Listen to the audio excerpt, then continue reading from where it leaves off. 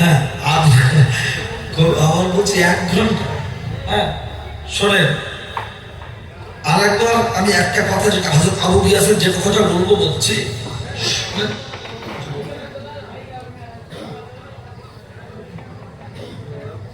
আমার পাশে হ্যাঁ কিরামুল কাতিবিন রেডি তা হোক। আরেকবার তকবীর দেন, নারে তাকবীর। ও গরুর গোশত কি 4-5 বছর খাননি নাকি? আল্লাহর নামে একবার নেবো, মেদিনীপুরের ভেজে পোকা কলজে শুকিয়ে যাবে না? যে ঠিক টাইম সামনে নিয়ে মাল কষে মেরে দেবো না? আল্লাহ যেন যে করোনা রোগী সব। আল্লাহর নাম বলার সমস্যা কিসে? আমি গত বছর এই জলটায় বলেছিলাম, আপনাদের হয়তো মনে নেই, মানুষ তো ভুলে যায়। আমি 1 বছর আগে বলেছি, মনে আছে? তফসিয়ার গোবরা হিন্দু কবরস্থানের 2 যুবকের কথা বলেছিলাম, মনে আছে? 2 ভাই, তারা নবীর জন্য জীবন দেওয়ার জন্য অফিসারকে বলেছে হ্যান্ডকাপ পরান। অফিসার বলল কি ব্যাপার? বলছে আমরা জুনিয়র আবু জেহেল আবু লাহাবকে সরিয়ে জাহান্নামের টিকিট ধরিয়ে দিয়েছি। জানে জেল হবে তো, জরিমানা হবে তো। 2 ভাই আপন ভাই বলেছিলেন, এ থানার ওসি, অফিস ইনচার্জ, পুলিশ, শুনে রেখে দেন, আমার নবীর বিরুদ্ধে সে যখন কলম ধরেছে আমরা তাকে জাহান্নামের টিকিট ধরিয়ে দিয়েছি, শেষ নিঃশ্বাস ত্যাগ করিয়ে টিকিট ধরিয়ে দিয়েছি। ফাঁসি হলে ফাঁসি নেবো, জেল হলে জেল নেবো। যদি ফাঁসির দড়ি হাতে দেন আপনাদের পড়াতে হবে না, আমরা হাসতে হাসতে কলমা শরীফ পড়তে পড়তে গলায় পড়ে নিয়ে দেখিয়ে দিতে চাই 1400 বছর পরেও হিন্দুস্তানের জমিনে এখনো উম্মতে মুহাম্মাদি আমার নবীর জন্য দেওয়ানা। একবার জোরে বলুন সুবহানাল্লাহ।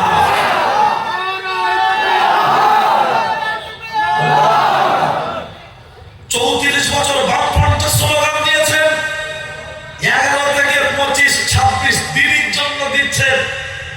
আর এই বসিরহাট বড় বাজনা বাৎসরিক ইসালের সওয়াবে বসে মাত্র কয়েকটা ঘন্টা আমরা দিতে পারি না? আমার বিশ্বাস এই বসিরহাট বড় বাজনার জমিনে এমন নওজোয়ান তরুণ যুবক বসে আছে, হয়তো মুখে দাড়ি নেই, প্যান্ট শার্ট পরে আছে, মাথায় টুপি না থাকতে পারে, টুপি থাকতে পারে। এর ভিতরে এমন যুবক আছে কোরআনের জন্য, নবীর জন্য কয়েকটা ঘন্টা নয়, জীবনটা পর্যন্ত দিতে প্রস্তুত। কথা ঠিক কিনা? সবাই মিলে আল্লাহর নামে ধ্বনি দেব। একবার বলবেন হুজুর খবর কি দিল্লি পৌঁছাবে? আমাদের আওয়াজ পৌঁছাবে না, কিন্তু রেকর্ড পৌঁছাবে। কারণ আমাদের কিছু সতীন আছে দন্তেশ্বর, এদের কি দন্তেন না, ওরা রেকর্ড করে হোক যে কোনো মূল্যে হোক, দেখবেন ঠিক যেখানে যা পৌঁছাবে পৌঁছে যায়। কথা ঠিক কিনা?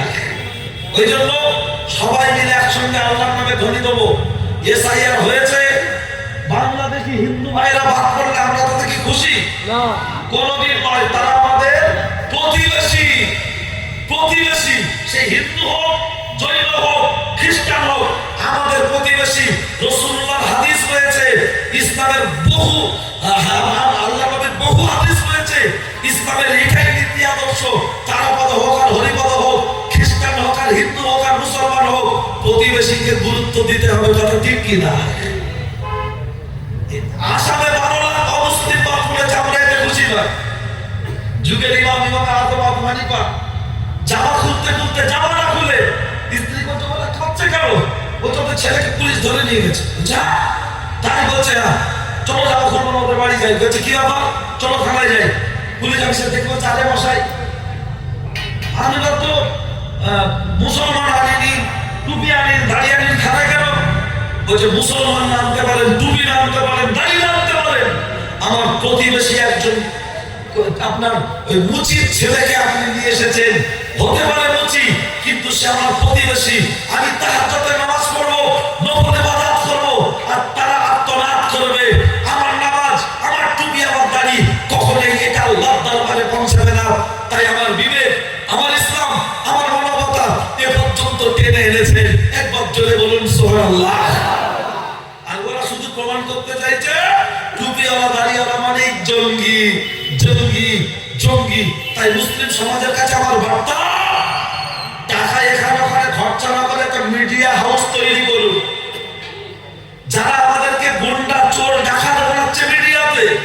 ওর পাল্টা গ্রামের ভিতরে বলতে হবে না, ওই রকম মিডিয়া হাইলাইট করা দরকার যে এরা ভুল খবর করছে, দেখো আসল খবরটা কি।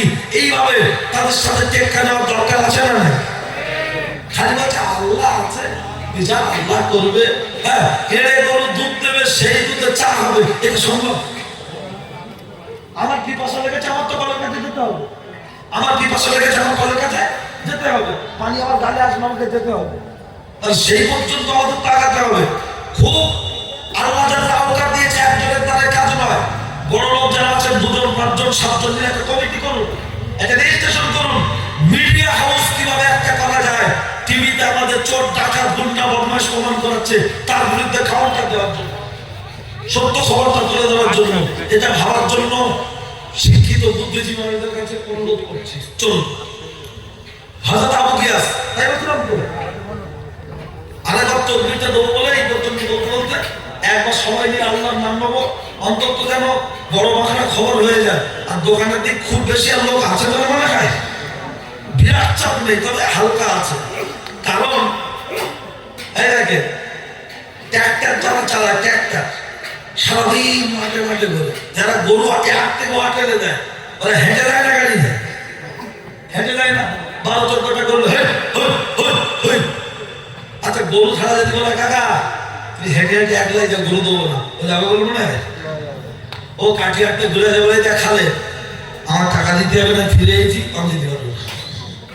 তবে কি করলে যাবে হচ্ছে সাইকেল বা গাড়ি, গাড়ি গরু ছাড়া রাখাল হাঁটতে পারে না, ট্র্যাক্টর ছাড়া ট্র্যাক্টর চালক হাঁটতে পারে না।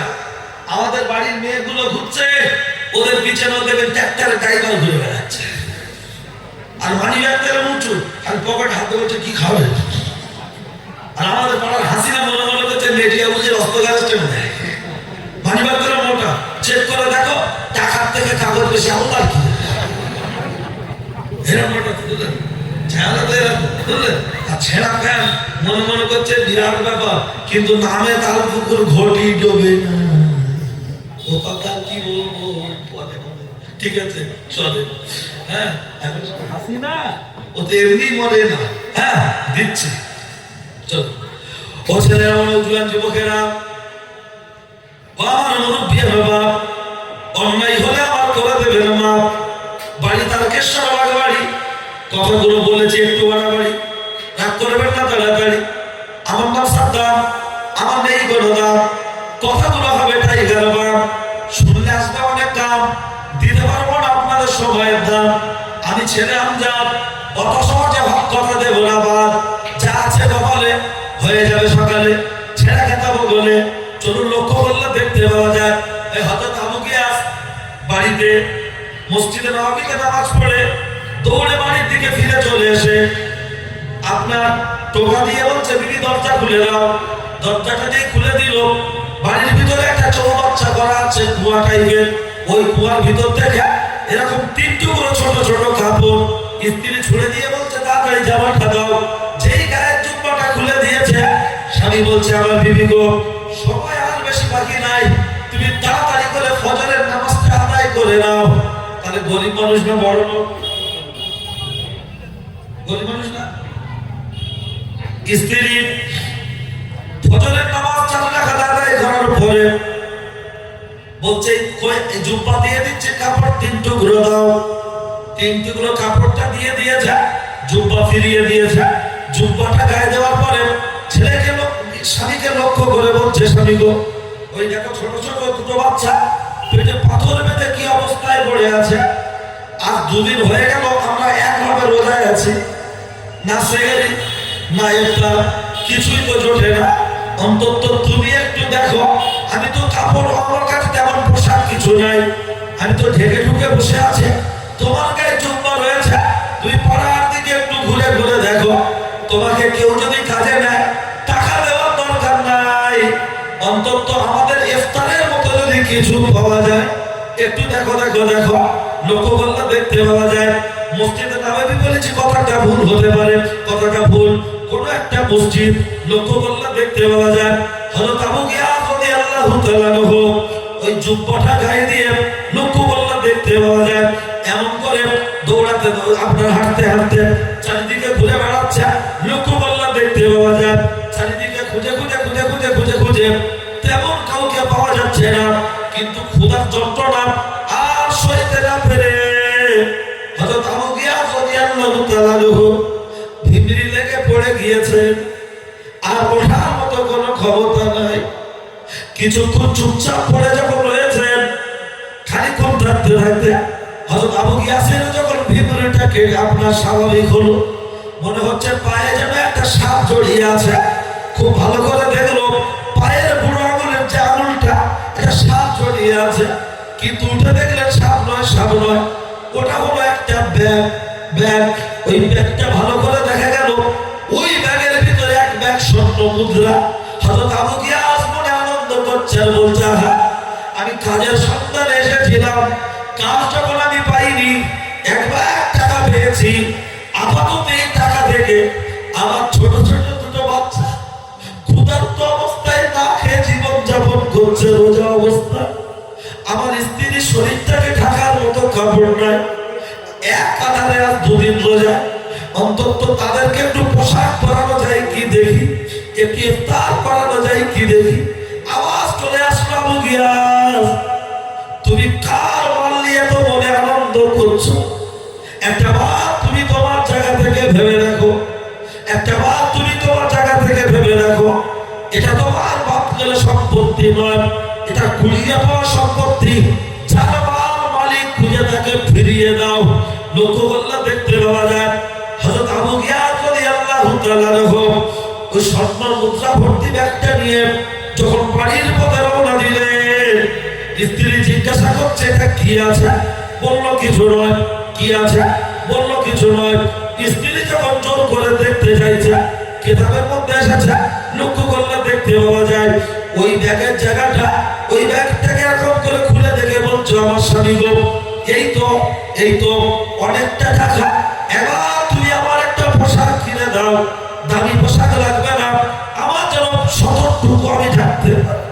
আর এই বাচ্চা দুটোকে একটু খাওয়ার ব্যবস্থা করে দাও। ভাত খাওয়ানোর দরকার নাই, রুটি খাওয়ানোর দরকার নাই, অন্তত ইফতার করানোর ব্যবস্থা করে দাও। হযরত আবু গিয়াস বললেন এ সম্পত্তি আমার নয়, এ সম্পত্তি আমার নয়। শরীয়তের উসুল হলো কেউ যদি হারানো জিনিস কুড়িয়ে পায়, তাকে মালিক খুঁজতে হবে। আপনার কতদিন মালিক খোঁজার দরকার? 1 বছর। 1 বছর। আর আজকের দিনে হারানো মাল কিছু আমরা কুড়িয়ে পেলে, বিশেষ করে হযরত মোবাইল যদি পাওয়া যায়, এই হযরত মোবাইল যদি কেউ পায়, ও সিমটা খুলতে পারলে ওর বাপ খুলে দেবে না? দেবে না? সবাই না কিছু, সব বাপ কি খারাপ, সব গার্জেন কি খারাপ? না, বলবে কোথায় পেয়েছি, বিশেষ করে দেখবেন মেয়েরা এত বাজে অভ্যাস। কিছু কিছু পুকুরে দেখবেন হাঁড়ি বাসন এখনো মাজা হয়, যাদের পরিবেশ আছে। বড়রা পেলে পুকুরে ঢুকে গেছে, কখন বুঝতে পারেনি, বড় ভাবি নিয়ে চলে এসছে, মেয়েদের ভাবি পরে নেমে গোসল করতে করতে পায়ে ঠেকেছে, তুলে দেখতে 90 টাকা দাম, হেভি গামলা। ও একদম আঁচলের ভিতরে মারলে বাড়ি চলে আসলো, এসে স্বামী বলছে এটা রং থাকবে। হ্যাঁ বলছে রং কি করবে, দরকার আছে। ব্রেকটার দাম 90 টাকা, রং এনেছে 108 টাকা। এসে আমি কোট পাওয়া যায় না, গামলার উল্টো সাইডে লাগিয়ে রেখেছে। এখন দুই যা, একটাই ননদ না, ননদ হলো ভাবিটার কাছে মঙ্গলবার। আমার সাদা সম্বন্ধী ভাইরা ভাই যাবে না, সামনে বাবা আরো চিকেন নিয়ে আসবে, মুরগি গরু নিয়ে আসবে। আর আমার বোন যখন 2টো বাচ্চা কাচ্চা বেশ চাওয়ার বলতে শুধু বাসন ছুটছে, পঙ্গপালে পঙ্গ। আমার বোনের 2টো বাচ্চা, আর আমার ভাইরা আমার শালীর 6টা। টোটো জায়গা ধরে না, টোটো জায়গা হয় না। আর আমার বোন বলায় মোটর সাইকেলে আসে, তাও ফাঁকা থাকে না, একটা বাচ্চা ছোট আর একটা একটু বড়, শুধু বাসন ছুটছে। আর এদিকে মনে রাখুন এ উপস্থিত জনমন্ডলী, ওই সেই গামলাটা যখন শোকেসে তোলা ছিল, বিয়ে উপলক্ষে হঠাৎ বেরিয়েছে। আর বড় মামি হাড়ির কাছে দেখে যেই গামলাটা হাতে পড়েছে, ও বলছে এই গামলাটা কার বলতে বুঝে পিছনটা রং দেওয়া। আচ্ছা ও কি একবারও বলেছে গামলা খালি বলেছে গামলা পিছনটা রং দেওয়া আছে, তার মানে অমুক জায়গায় কে বলছে কলা আমি খাইনি।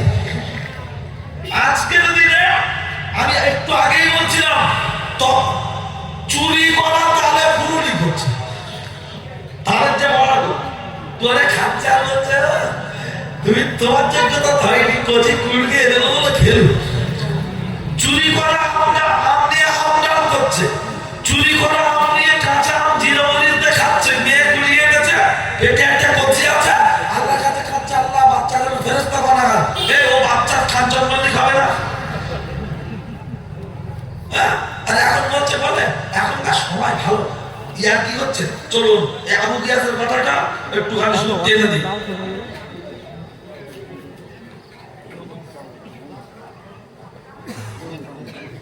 শেষ করে দিতে বলছে, শেষ করে দিই আর একটু শুনবেন। ও ছেলেরা নৌজওয়ান যুবকেরা শুনে রেখে দেন, জেনে রেখে দেন, আমি আপনার মাঝে সে কথা বলতে চাইছিলাম, কানটা খাড়া করে শুনে রেখে দেন, লক্ষ্য করলে দেখতে পাওয়া যায় হযরত আবু গিয়াস রাদিয়াল্লাহু তাআলা আনহু লক্ষ্য করলে দেখতে পাওয়া যায় স্ত্রী যখন বারবার জোর করছে ওই সময় স্ত্রীকে বলা হলো ও আমার স্ত্রী শুনে রেখে দাও, জেনে রেখে দাও, ও আমার স্ত্রী শুনে রেখে দাও, জেনে রেখে দাও, এ সম্পত্তি আমার নয়, এ সম্পত্তি যার মালিক খুঁজে ফিরিয়ে দিতে হবে তার। আমরা জানি না বয়স যখন 7 বছর ছিল উনিও রাস্তায় কিছু কুড়িয়ে পেয়েছিলেন না পাননি। আপনারা বিশ্ব নবী দিবসে জলসায় বসে শুনেছেন, আমি শুধু একটু ধরিয়ে দেওয়ার জন্য বলছি, সেই আম্মাজান আমিনা ওই জায়গায় দাঁড়িয়ে মালিক খুঁজেছিলেন, মালিক একদিন নয় দুদিন নয়, কিতাবের মধ্যে 7 দিন। একটা বয়স্ক মাজা ধরে যাওয়া লোক এসে খাচ্ছে আর বলছে, খাচ্ছে আর কি যেন খুঁজছে। আমিনা জিজ্ঞাসা করলেন চাচাজি আপনি কি খুঁজছেন? কোন কিতাবে পাবেন? সিরাতে মুস্তাফা, আপনার দাদাই বলল নবুয়ত, শানে হাবিবুর রহমান, আত-তারিকে হাবিবে ইলাহ, মাওয়াহিবুল মাদনিয়া। লক্ষ্য করলে দেখতে পাওয়া যায় প্রামাণ্য কিতাব আল-হাইকুল মাকতুম, এগুলো নবী সিরাতের উপরে, নবীর জীবনের উপরে প্রামাণ্য যে কিতাবগুলো এসেছে, পারলে একটু সময় দিয়ে একটু পড়ার চেষ্টা করুন। আম্মাজান আমিনা ওই জায়গায় দাঁড়িয়ে বয়স্ক মানুষটাকে জিজ্ঞাসা করেছিলেন, আপনি কাকে খুঁজছেন বলুন? তখন বলেছিল আমার একটা সোনার টাকা অথবা লকেট ওয়ালা হার, কথা দুরকম এসেছে, একটা টাকা অথবা লকেট ওয়ালা হার হারিয়ে গেছে। আমিনা বলেছিল চাচাজি আপনি আমার বাড়িতে চলুন, আমি আপনাকে ব্যবস্থা করে দেব। আমিনা আর বলেছিল ক্ষুধা লেগেছে তাই আমি খাচ্ছি। আমিনা বাড়িতে বসিয়া গায়ে মাথায় বাতাস করে দিচ্ছে, হাওয়া করে দিচ্ছে, আর জিজ্ঞাসা করলেন চাচাজি খান খান শান্তি হচ্ছে? বলছে হ্যাঁ। বলছে আপনার যে টাকাটা হারিয়ে গেছে অথবা সোনার যে হাতটা হারিয়ে গেছে ওটা দেখ, ওটার নমুনা কেমন একটু ছিন্ন বলে নেন। তখন চাচাজি বলেছিলেন ওই টাকার এক পিঠে লেখা আছে আল্লাহ, আর এক পিঠে লেখা আছে মোহাম্মদ, ওই টাকাটা হলো আমার। আমিনা টাকাটা বার করে দিয়ে বলেছিলেন এই নাম আপনার সম্পদ, আপনার সম্পত্তি। তখন চাচাজি খাচ্ছে আরো খাচ্ছেন। আমিনা জিজ্ঞাসা করলেন চাচাজি এবার আপনি কিসের জন্য খাচ্ছেন? তখন বলছে বাবা ও বাচ্চা শুনে রেখে দাও, জেনে রেখে দাও, এই টাকার মালিক আমি নয়, এই টাকার মালিক হবে যে তার স্বামীর নাম হবে আব্দুল্লাহ, তার নাম হবে আমিনা, আর তার দরবারে আসবে আখির জামানার নবী মুহাম্মদ রাসূলুল্লাহ। এই টাকার মালিক হলে তুমি। একবার জোরে বলুন সুবহানাল্লাহ।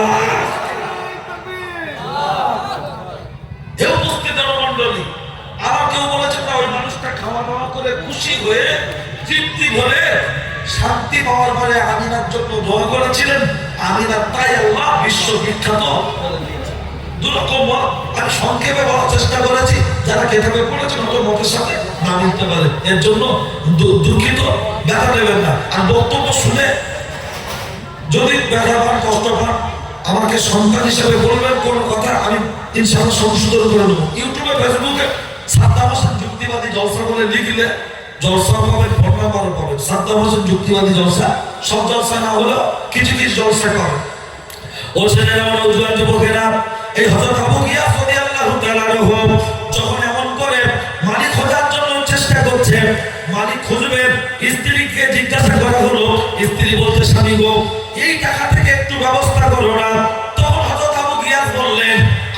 শর্ত ছিলাম 2 দিন, ব্যাগটা পেয়েছি 1 দিন, হলো কবি 3 দিন।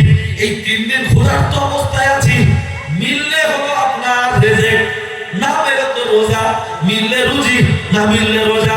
ক্ষুধার্ত অবস্থায় 3 দিন 1 হাজারে আছি, না খেয়ে মরতে রাজি আছি, পরের মলার তো সাথ করতে রাজি নয়। তুমি যদি জোর করো, প্রয়োজনে তোমাকে তালাক দিতে বাধ্য থাকবো। একবার জোরে বলুন সুবহানাল্লাহ। কত কনফিডেন্স! আর আমরা আমাদের সব এলোমেলো, কথা বাড়াবো না, কথা শেষ করব। বললে আরো অনেকক্ষণ বলতে মন চাইবে, আপনারও শুনতে মন চাইবে। ছোট্ট একটু কথা, আগামী বছর জলসার জন্য বন্ধুবান্ধব দর্শক একদম, আগামী বছর জলসার জন্য যার পকেটে যা আছে